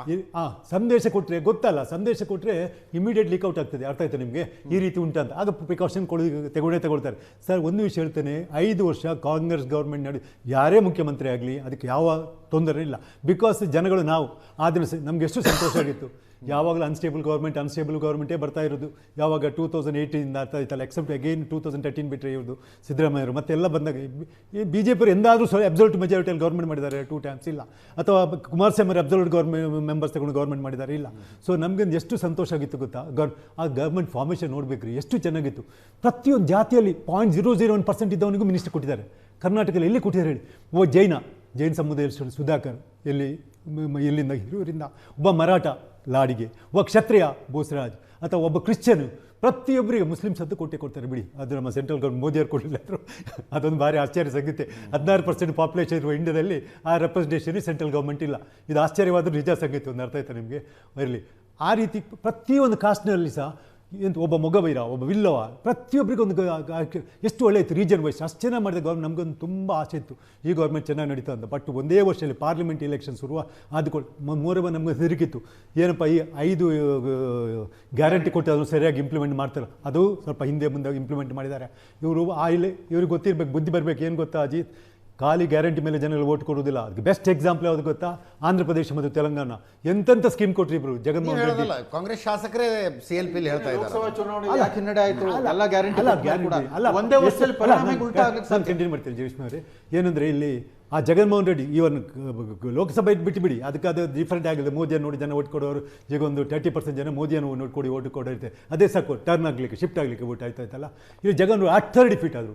ಚಂದ್ರಶೇಖರ್ ತನಗೆ ಸ್ಪರ್ಧನೆ ಇಲ್ಲ ಅಂತೇಳಿ TRS ಬಿಟ್ಟು ನೇಷನಲ್ ಲೀಡ್ ಆಗ್ತದೆ, ಭಾರತೀಯ ರಾಷ್ಟ್ರ ಸಮಿತಿ ಅಂತ ಮಾಡ್ಲಿಕ್ಕೆ ಹೋದರು. ಅವರ ಅವಸ್ಥೆ ಏನಾಯಿತು? ಅವ್ರಿಗೂ ನಂಬಿಕೆ ಇದ್ದದ್ದು ಇದೇ ಗ್ಯಾರಂಟಿಗಳು. ಅವರು ಕೊಟ್ಟ ಸ್ಕೀಮ್ ಬಹುಶಃ ದೇಶದಲ್ಲಿ ಯಾರೂ ಕೊಟ್ಟಿಲ್ಲ. ಎಂತೆಂಥ ಸ್ಕೀಮ್ ಕೊಟ್ಟರು, ಅವರನ್ನೇ ಜನ ತಿರಸ್ಕರಿಸಿದರು. ಅರ್ಥ ಈಗಂತ ಅವ್ರಿಗೆ ನೆಕ್ಸ್ಟ್ ಅಪೋಸಿಷನ್ಗೆ ಸರ್ವೇ ಅವರಿಗೆ ಕಷ್ಟ ಆಗಿದೆ. ಸೊ ಇಂಥ ಪರಿಸ್ಥಿತಿ ಇರುವಾಗ ಯಾರಿಗೂ ಇದು ತನಗಿಂತ ಪಾರ್ಟಿಗಿಂತ ನಿನ್ನೆ ಖರ್ಗೆ ಅವರು ಹೇಳಿದಾಗೆ ಪಾರ್ಟಿಗಿಂತ ಯಾರೂ ದೊಡ್ಡವರಲ್ಲ ಅಂತ ಹೇಳ್ತಾರಲ್ಲ ಅದು. ಸೊ ಇವರು ಸ್ವಲ್ಪ ಸಮಾಧಾನ ಮಾಡಿಕೊಂಡು ಇವರು ಒಬ್ಬರೊಳಗೇ ಸಾಲ್ವ್ ಮಾಡಬೇಕು ಆ್ಯಕ್ಚುಲಿ. ಅರ್ಥ ಆಯ್ತಲ್ಲ? ಖಂಡಿತವಾಗಿ ಸ್ಮೂದಾಗಿ ಇದಾಗಲ್ಲ. ಗೌರ್ಮೆಂಟ್ ನಡೀತಾ ಇರ್ಬೋದು, ಬಟ್ ಟ್ರಾನ್ಸ್ಫರ್ ಆಫ್ ಪವರ್ ಸ್ಮೂದಾಗಿ ಹೋಗ್ಲಿಕ್ಕೆ ಚಾನ್ಸಸ್ಸೇ ಇಲ್ಲ. ಯಾಕಂದರೆ ಸಿದ್ದರಾಮಯ್ಯನವರು ಬಿಟ್ಕೊಡುವರಾದರೆ ಈಗಲೇ ಆಯ್ತಪ್ಪ ಅಂತ ಬಿಟ್ಕೊಡ್ತಿದ್ರು. ಅವ್ರು ಬಿಟ್ಕೊಂಡು ನನಗೆ ಬಂದ ಸುದ್ದಿ ಪ್ರಕಾರ ಅವ್ರು ಬಿಟ್ಟುಕೊಟ್ರು, ಅವ್ರ ಫಾಲೋವರ್ಸ್ ಬಿಟ್ಕೊಡಲ್ಲ ಅಂತ, ಬಿಡ್ಲಿಕ್ಕೆ ಬಿಡಲ್ಲ ಅಂತೇಳಿ. ಆಯ್ತದಲ್ಲ? ಮತ್ತು ಇದೇನು ಗೊತ್ತಾ, ಅವ್ರಿಗೊಂದು ಆಸೆ ಉಂಟು. ಏನು ಗೊತ್ತಾ, ನಾನು ಒಂದು 10 ವರ್ಷ ಕಂಪ್ಲೀಟ್ ಫಸ್ಟಿಗೆ ಒಂದು ದೇವರ ರೆಕಾರ್ಡ್ ಬ್ರೇಕ್ ಮಾಡುವಂತ ಇರ್ತದೆ, ಅದು ಜನವರಿಲಿ ಎಂಡ್ ಆಗ್ತದೆ. ಯಾಕೆ ನಾನು 10 ವರ್ಷ ಮಾಡಬಾರ್ದು? ಯಾವುದೇ ಚರಿತ್ರೆ ಯಾರು 5 ವರ್ಷ ಕಂಪ್ಲೀಟ್ ಮಾಡಿದವರೇ ಒಂದು 2 ಜನ ಇರೋದು, ಯಾರು ದೇವರಾಜ ಅರಸು ಅವರು ಮತ್ತು ಎಸ್ ಎಂ ಕೃಷ್ಣ 5 ವರ್ಷ ಮಾಡಿಲ್ಲ, ಯಾಕಂದ್ರೆ 6 ಮಂತ್ಸ್ ಅಡ್ವಾನ್ಸ್ ಎಲೆಕ್ಷನ್ ಡಿಕ್ಲೇರ್ ಮಾಡಿದರು. ಅವಕಾಶ ಇದ್ದರೂ ಅವ್ರು ಮಾಡಲಿಲ್ಲ. ಮತ್ತು ಯಾರು 5 ವರ್ಷ, ಇವರು 5 ವರ್ಷ ಅಲ್ಲ, ಸೆಕೆಂಡ್ ಟರ್ಮ್ ನಾನು ಕಂಪ್ಲೇಂಟ್ ಚರಿತ್ರೆ ನನ್ನ ಹೆಸರು ಇರಲಿ ಅಂತ ಇರ್ಬೋದು. ಮತ್ತು ಕಂಪೇರಿಂಗ್ ಟು ಕೆಲವು ಚೀಫ್ ಮಿನಿಸ್ಟರ್ ಅವರೊಂದು ಇವರೊಂದು ಅಷ್ಟು ಭ್ರಷ್ಟ ಇರಲ್ಲ ಕಂಪೇರಿಂಗ್ ಟು ನಮಗೆ ಯಾರಿಗೆ ಹೆಸರು ಕೋಟ್ ಮಾಡ್ಲಿಕ್ಕೆ ಹೋಗಲ್ಲ ನಾವು ಅಲ್ಲ. ಅದೊಂದು ಈಗಲೂ ಜನ ಹೇಳ್ತಾರೆ, ಅವರಿರೋ ಗ್ರೂಪಲ್ಲಿ ಇರೋರು ಭ್ರಷ್ಟ ಇರ್ಬೋದು, ಇವರನ್ನ ಅಷ್ಟೇ ಭ್ರಷ್ಟ, ಏನು ಕೆಲಸಕ್ಕೆ ಹೋದರೆ ಅಂತ ದೊಡ್ಡ ದೊಡ್ಡ ಕಾರಣಕ್ಕೆ ಸೀದಾ ಆಯ್ತು ಅಂತ ಹೇಳ್ಬಿಡ್ತಾರಪ್ಪ ಅಂತೇಳಿ. ಅವ್ರು ಹಿಂದಿರೋರು ಮಾಡ್ತಾರೆ ಅದೇನೋ ಗೊತ್ತಿಲ್ಲ. ಕೆಲವೊಂದು ಒಳ್ಳೆ ಗುಣಗಳನ್ನು ಕೆಲವು ಜನ ಫೈಂಡ್ ಔಟ್ ಮಾಡಿದ್ದಾರೆ. ಇನ್ನು ಕೆಲವು ಕಡೆಯಲ್ಲಿ ಅದಕ್ಕೆ ದುಡ್ಡು ಕೊಡೋದೇ ಕೆಲಸನೇ ಮುಂದೆ ಹೋಗೋದಿಲ್ಲ. ನಾವು ಯಾರನ್ನು ಕೊಟ್ಟು ಮಾಡ್ಲಿಕ್ಕೆ ಏನು ಮಾಡ್ಲಿಕ್ಕೆ ಹೋಗೋದಿಲ್ಲ. ಇದನ್ನೆಲ್ಲವನ್ನು ಹೈಕಮಾಂಡ್ ಗಮನಕ್ಕೆ ತಂದೆ. ಆ್ಯಕ್ಚುಲಿ ಇದೆಲ್ಲ ಗೊತ್ತಿರುತ್ತೆ, ರಿಪೋರ್ಟ್ ಹೋಗಿ ಈಗ ನೋಡಿ ನಾಸ್ತಿಕ ವರ್ಷ ಆಸ್ತಿಕ ಆಗಿಬಿಟ್ಟಿದೆ ಕೆಲವು ದಿನದಿಂದ. ನಾಸ್ತಿಕ ವರ್ಸಸ್ ಆಸ್ತಿಕ. ಇವರು ಟೆಂಪಲ್ ಅಂತೇಳಿ ಸಾಧುಗಳು ಮನೆ ಬರ್ತಾ ಇರ್ತಾರೆ, ನಾಲ್ಕು ಸಾಧುಗಳು ಟೆಂಪಲ್ ವಿಸಿಟ್ ಮಾಡ್ತಾ ಇಲ್ಲ, ಇಲ್ಲಿ ಆರಾಮಾಗಿ ಇವರು ಓಡಾಡ್ತಾ ಇರ್ತಾರೆ. ಯಾರು ಸಿದ್ದರಾಮಯ್ಯ ಯಾವ ಟೆಂಪಲ್ ವಿಸಿಟ್ ಇಲ್ಲ, ಏನಿಲ್ಲ. ಅದಕ್ಕೆ ನಾಸ್ತಿಕ ವರ್ಸಸ್ ಇದು ಯಾವ ಕಡೆಗೆ ಹೋಗ್ತಾ ಅಂತ ಗೊತ್ತಿಲ್ಲ. ಈಗ ಆಲ್ಮೋಸ್ಟ್ ಈಗ ಇವರು ಹೈಕಮಾಂಡ್ ನಂಬ್ಕೊಂಡಿದ್ರು. ಹೈಕಮಾಂಡ್ ಅಷ್ಟು ನನಗೆ ಈಗ ದೇವರ ಮೊರೆ ಹೋಗ್ತಾ ಇದ್ದಾರೆ. ಈಗ ಯಾರು ಡಿ ಕೆ ಶಿವಕುಮಾರ್ ಅವರು ಹೈಕಮಾಂಡ್ ಅಷ್ಟೊಂದು ಫೇವರೇಬಲ್ ಅವರಿಗೆ ರೆಸ್ಪಾನ್ಸ್ ಇಲ್ಲ ಅಂತ ಕಾಣ್ತದೆ. ಇದು ಯಾಕಂದ್ರೆ ಖರ್ಗೆ ಅವರ ಸ್ಟೇಟ್ಮೆಂಟ್ ಇಲ್ವಾ, ಈ ಮನುಷ್ಯ ಹೆಂಗೂ ನಮ್ಮವನು ಏನಾದರೂ ಸಮಾಧಾನ ಮಾಡಿ ಜೊತೆಗಿರಿಸ್ಕೋಬಹುದು ಆ ಥರದ ಮೆಂಟಾಲಿಟಿ. ಪ್ರಶಾಂತ್, ಶಂಕರ್ ಶೆಟ್ಟರ್ ವಿಶ್ಲೇಷಣೆಯನ್ನು ಒಪ್ತೀರಾ? ಆರಂಭದಲ್ಲಿ ಡಿ ಕೆ ಶಿವಕುಮಾರ್ಗಿದ್ದ ಬಲವೇ ಹೈಕಮಾಂಡ್ ಅಲ್ವಾ? ನಮ್ಮ ಈ ಸ್ಟುಡಿಯೋದಲ್ಲಿ ಇದೇ ಸ್ಟುಡಿಯೋದಲ್ಲಿ ಕೂತ್ಕೊಂಡು ಹೇಳಿದ್ರು ಅವರು, ಶಾಸಕರ ಸಂಖ್ಯೆ ಯಾರ ಕಡೆ ಎಷ್ಟಿದೆ ಅನ್ನೋದು ಮ್ಯಾಟರ್ ಆಗೋದಿಲ್ಲ, ಹೈಕಮಾಂಡ್ ಯಾರ ಕಡೆ ಇದೆ ಅನ್ನೋದಷ್ಟೇ ಅಂತ. ಆ ಹೈಕಮಾಂಡೇ ನಿಧಾನಕ್ಕೆ ಸಿದ್ದರಾಮಯ್ಯನವರ ಪರವಾಗಿ ಮಾತಾಡೋದಂಗಲ್ವ ಇದರ್ಥ? ಸ್ಥಳೀಯವಾಗಿ ಬಗೆಹರಿಸ್ಕೊಂಬಂದ ಅಜಿತ್, ನನಗೆ 2 ಸಂಗತಿಗಳು ಸ್ಪಷ್ಟವಾಗಿ ಕಾಣ್ತವೆ. ಒಂದು, ಹೈಕಮಾಂಡ್ ಮೊದಲಿಗೆ ಡಿ ಕೆ ಶಿವಕುಮಾರ್ ಪರವಾಗಿದ್ದಂತೆ ತೋರ್ತು. ಅದನ್ನು ನಾವು ಕೂಡ ಯಾವ ರೀತಿ ವಿಶ್ಲೇಷಣೆ ಮಾಡಿದ್ವಿ ಅಂದರೆ, ಇಲ್ಲ ನವೆಂಬರ್ಗೆ ಹೈಕಮಾಂಡ್ ಏನೋ ಮಾಡೋ ಪ್ಲ್ಯಾನಲ್ಲಿದೆ, 2.5 ವರ್ಷ ಅನ್ನೋ ಕಾರಣಕ್ಕೋಸ್ಕರ ಅದು ನಿರ್ಣಯ ತೆಗೆದುಕೊಂಡು ಬಿಟ್ಟಿದೆ ಅಂತ. ನನಗನ್ಸುತ್ತೆ that is the art of high command to balance the power. ಇಲ್ಲಿಯವರೆಗೆ high command to be fair to Rahul Gandhi ಅವರು ಯಾರ ಪರವಾಗಿದ್ದೀನಿ ಅನ್ನೋದನ್ನು ಸ್ಪಷ್ಟವಾಗಿ ಎಲ್ಲೂ ಬಿಟ್ಕೊಡ್ತಾ ಇಲ್ಲ. ಅದಕ್ಕೆ ಕಾರಣ ಇಷ್ಟೇ, ಇಬ್ಬರನ್ನ ಕಳ್ಕೊಳ್ಳೋಕ್ಕೆ ಅಥವಾ ಇಬ್ರಿಗೂ ಫ್ರೀ ಹ್ಯಾಂಡ್ ಕೊಡೋಕ್ಕೆ ಹೈಕಮಾಂಡ್ ಮನಸ್ಸಿದ್ದಂತೆ ಕಾಣ್ತಿಲ್ಲ. ಸಿದ್ದರಾಮಯ್ಯನವರು ಹೆಲ್ಮ್ ಆಫ್ ಅಫೇರ್ಸ್ ಇದ್ದಾಗ ಡಿ ಕೆ ಶಿವಕುಮಾರ್ ಜಾಸ್ತಿ ನಡೀತು. ಡೇ ಆಫ್ ರಿಕನಿಂಗ್ ಅಂತಾರಲ್ವ, ಅಥವಾ ಒಂದೇನೋ ನಿರ್ಣಯ ತೆಗೆದುಕೊಳ್ಳುವ ದಿನ ಹೈಕಮಾಂಡ್ ಡಿ ಕೆ ಶಿವಕುಮಾರ್ಗೆ ಅಪಾಯಿಂಟ್ಮೆಂಟ್ ಕೊಡಲಿಲ್ಲ. ಹೌದು ಹೌದು, that is balancing of power. ಇದನ್ನು ಹೈಕಮಾಂಡ್ ಅನೇಕ ಬಾರಿ ಮಾಡಿದೆ. ಅಂದರೆ to be fair to them. Correct. ಈಗ ಅನ್ಫೇರ್ ಇದ್ದರೆ ಹೇಳ್ಬೋದು ಹೈಕಮಾಂಡ್ ಏನು ಬಿಡಿ, ಅದು ಶಕ್ತಿ ಇಲ್ಲ, ಸಾಮರ್ಥ್ಯ ಇಲ್ಲ, ಕಳಹೀನ ಹೈಕಮಾಂಡ್ ಆಗಿದೆ ಅಂತಕ್ಕಂಥದ್ದು. ನನಗನ್ಸುತ್ತೆ ಅಜಿತ್, ಹೈಕಮಾಂಡ್ ಇಲ್ಲಿಯವರೆಗೆ ನಾವು ಏನು ಮಾಡಬೇಕು, ಯಾವಾಗ ಮಾಡಬೇಕು ಅಂತಕ್ಕಂಥದ್ರ ಬಗ್ಗೆ ಹೈಕಮಾಂಡ್ ಅಪ್ಲಿಕೇಶನ್ ಆಫ್ ಮೈಂಡ್ ಮಾಡದಂತೆ ಕಾಣ್ತಿಲ್ಲ. ನನಗನ್ಸುತ್ತೆ ಅವ್ರದ್ದು ಮೇಲ್ಮೇಲೆ ಏನು ನಿರ್ಣಯ ಇದೆ ಅಂತಂದರೆ, ಎಷ್ಟು ದಿನ ಸಾಧ್ಯ ಆಗುತ್ತೋ ಡಿ ಕೆ ಶಿವಕುಮಾರ್ ಪ್ಯಾಸಿಫೈ ಮಾಡೋದು, ಸಿದ್ದರಾಮಯ್ಯನವ್ರನ್ನ ಮುಂದುವರಿಸೋದು. ಈಗ ಕಾಮನ್ ಸೆನ್ಸಲ್ಲಿ ನನಗೆ ಅನ್ಸೋದು ಅಜಿತ್, ಅಂದರೆ I don't agree with Shankar Shetty sir. ಏನು ಇಲ್ಲ 28ರವರೆಗೆ ಸಿದ್ದರಾಮಯ್ಯ ಇದ್ದರು. ಈಗ ನಿಮಗೇನು ಕಾಣ್ತಿದೆ, ಸಿದ್ದರಾಮಯ್ಯನವರು 28 ಹಂಗಲ್ಲ, ಅಂದರೆ 28ರವರೆಗೆ ಸಿದ್ದರಾಮಯ್ಯನವರು ಇದ್ದರೂ ಪಾರ್ಟಿಗೆ ಏನಾಗಲ್ಲ ಅಂತ ಏನು ಅನ್ನಿಸ್ತಿದೆ ಅಲ್ವಾ? ನನಗನ್ನಿಸ್ತಾ ಇರೋದು, ಈಗ ಅನಿಸ್ತಾ ಇದೆ ಮೇವರೆಗೆ ಡಿ ಕೆ ಶಿವಕುಮಾರನ್ನ ಹಂಗೋ ಹಿಂಗೋ ಮಾಡಿ ಇವ್ರು ಪ್ಯಾಸಿಫೈ ಮಾಡಿ ಇಡ್ತಾರೆ. ಯಾಕಂದರೆ ಅದು 3 ವರ್ಷ ಅಂತ. ಉಳಿದ 2 ವರ್ಷ ಡಿ ಕೆ ಶಿವಕುಮಾರರ ಡೆಸ್ಪ್ರೇಷನ್ ಅನ್ನು ಗಮನಿಸಿದ್ರೆ, ಈಗೇನು ಪಾರ್ಟಿ ಫೋರಂನ 4 ಗೋಡೆಯಲ್ಲಿ ಸಮಸ್ಯೆಯನ್ನು ಬಗೆಹರಿಸಿಕೊಳ್ಳುವ ಉತ್ಸಾಹ ಉತ್ಸುಕತೆ ಇದೆ, ಅದು ಪಾರ್ಟಿ ಫೋರಮ್ ಅನ್ನು ದಾಟಿದ್ರೆ ಹೈಕಮಾಂಡ್ ಕೂಡ ಅದನ್ನು ಬಗೆಹರಿಸಲಿಕ್ಕೆ ಸಾಧ್ಯ ಇಲ್ಲ, ಬಗೆಹರಿಸೋದಕ್ಕಾಗೋದಿಲ್ಲ. ಇನ್ ದ ಸೆನ್ಸ್ ಅಲ್ಲಿ ಬಿಜೆಪಿ ಹೈಕಮಾಂಡ್ ಕುಳಿತಿದೆ. ಮಧ್ಯಪ್ರದೇಶದಲ್ಲಿ ಇದೇ ಆಯಿತು, ಮಹಾರಾಷ್ಟ್ರದಲ್ಲಿ ಇದೇ ಆಯಿತು, ರಾಜಸ್ಥಾನದಲ್ಲಿ ಪ್ರಯತ್ನ ಪಟ್ಟರು. ಅಲ್ಲಿ ಒಂದೇ ಒಂದು ವ್ಯತ್ಯಾಸ ಏನಿತ್ತು ಅಂದರೆ, ವಸುಂಧರಾ ರಾಜೆ ಅಶೋಕ್ ಗೆಹ್ಲೋಟ್ ಇಬ್ರು ಒಂದಿದ್ರಲ್ಲಿ. ವಸುಂಧರಾ ಸಚಿನ್ ಪೈಲಟ್ ಜೊತೆ ಏನೋ ಮಾಡ್ಲಿಕ್ಕೆ ಅವಕಾಶವನ್ನ ಮಾಡಿಕೊಡ್ಲಿಲ್ಲ. ಅಶೋಕ್ ಗೆಹ್ಲೋಟ್ರನ್ನ ಉಳಿಸಿದ ಕೀರ್ತಿ ವಸುಂಧರಾಗೂ ಸಲ್ಲತ್ತೆ. ಎಸ್, ಛತ್ತೀಸ್ಗಢದಲ್ಲಿ ಆ ಅವಕಾಶನೇ ಇರಲಿಲ್ಲ. ಹೀಗಾಗಿ ನನಗನ್ಸುತ್ತೆ ಕರ್ನಾಟಕದಲ್ಲಿ ಈ ಜಗಳವನ್ನು ಇವತ್ತಿಲ್ಲ ನಾಳೆ ಹೈಕಮಾಂಡ್ ಪ್ರೊಆಕ್ಟಿವ್ಲಿ ಬಗೆಹರಿಸಲೇಬೇಕಾಗತ್ತೆ. ಬಗೆಹರಿಸೋದಂದ್ರೆ ಏನು? ನೀವು ಜಸ್ಟ್ ಯೋಚನೆ ಮಾಡಿ.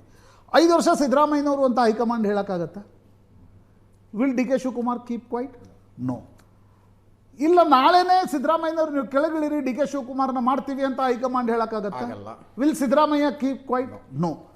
ಸುವರ್ಣ ಮಧ್ಯಮ ಏನು ಕಾಣುತ್ತೆ ಅಂತಂದರೆ ಸಿದ್ದರಾಮಯ್ಯನವ್ರನ್ನ ಹಂತ ಹಂತವಾಗಿ ಮಾನಸಿಕವಾಗಿ ತಯಾರಿ ಮಾಡಿ, ಮನವೊಲಿಕೆ ಮಾಡಿ. ಅದರ್ವೈಸ್ ಈಗ ಯಾಕೆ ಡಿ ಕೆ ಶಿವಕುಮಾರ್ ರಾಜಣ್ಣ ಅವ್ರನ್ನ ಭೇಟಿ ಆಗ್ತಿದ್ದಾರೆ ಅನ್ಸುತ್ತೆ ನಿಮಗೆ? ಸ್ಥಳೀಯವಾಗಿ ಯಾಕೆ ಎಂ ಬಿ ಪಾಟೀಲ್ ಯಾವುದೋ ಕಾರ್ಯಕ್ರಮಕ್ಕೆ ಯಾವತ್ತು ಡಿ ಕೆ ಶಿವಕುಮಾರ್ ಹೋಗಿದ್ದು ನಾನು ನೋಡಿರಲಿಲ್ಲ ಎಂದು. ಯಾವತ್ತು ಸತೀಶ್ ಜಾರಕಿಹೊಳಿ ಜೊತೆ ಅವರ ರಹಸ್ಯ ಸ್ಥಳದಲ್ಲಿ ಹೋಗಿ ಡಿ ಕೆ ಶಿವಕುಮಾರ್ ಭೇಟಿಯಾಗಿದ್ದರು. ಡಿ ಕೆ ಶಿವಕುಮಾರ್ ಮಾಡ್ತಾ ಇರೋ ಪ್ರಯತ್ನ ಏನು? ಹೈಕಮಾಂಡ್ ನಿರ್ಣಯ ತೆಗೆದುಕೊಳ್ಳುತ್ತೆ. ಆ ನಿರ್ಣಯ ತೆಗೆದುಕೊಂಡಾಗ ದಯವಿಟ್ಟು ನೀವು ಸಿದ್ದರಾಮಯ್ಯನವರ ಬೆಂಬಲಿಗರಾಗೆ ಉಳಿರಿ. ನಿರ್ಣಯ ತೆಗೆದುಕೊಂಡಾಗ ಒಡೆದು ಹೋಗ್ತೀವಿ, ಅದು ಮಾಡ್ತೀವಿ, ಇದು ಮಾಡ್ತೀವಿ ಅಂತ ಹೇಳಬೇಡಿ. ನನಗೆ ಅವಕಾಶ ಸಿಕ್ಕರೆ ನನಗೆ ಬೆಂಬಲ ಕೊಡಿ. I will take care of you. ನಾನು ನಿಮ್ಮನ್ನು KPCC ಅಧ್ಯಕ್ಷ ಮಾಡ್ತೀನಿ.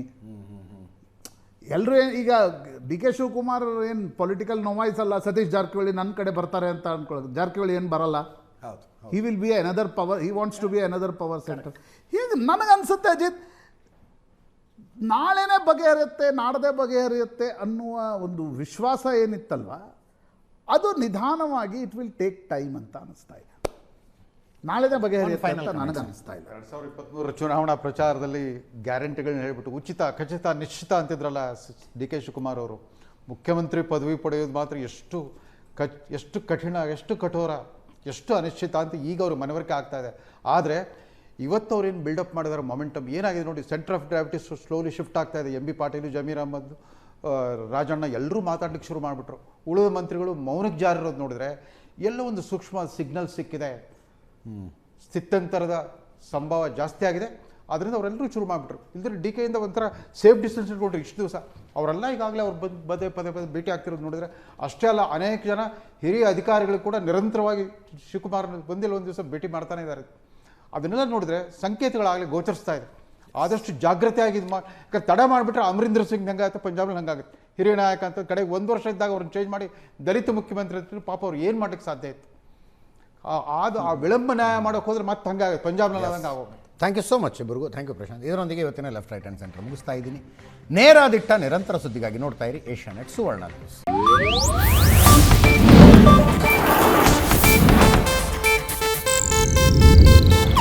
ಇದು ಏಷ್ಯಾನೆಟ್ ನ್ಯೂಸ್ ನೆಟ್ವರ್ಕ್ ಪ್ರಸ್ತುತಿ.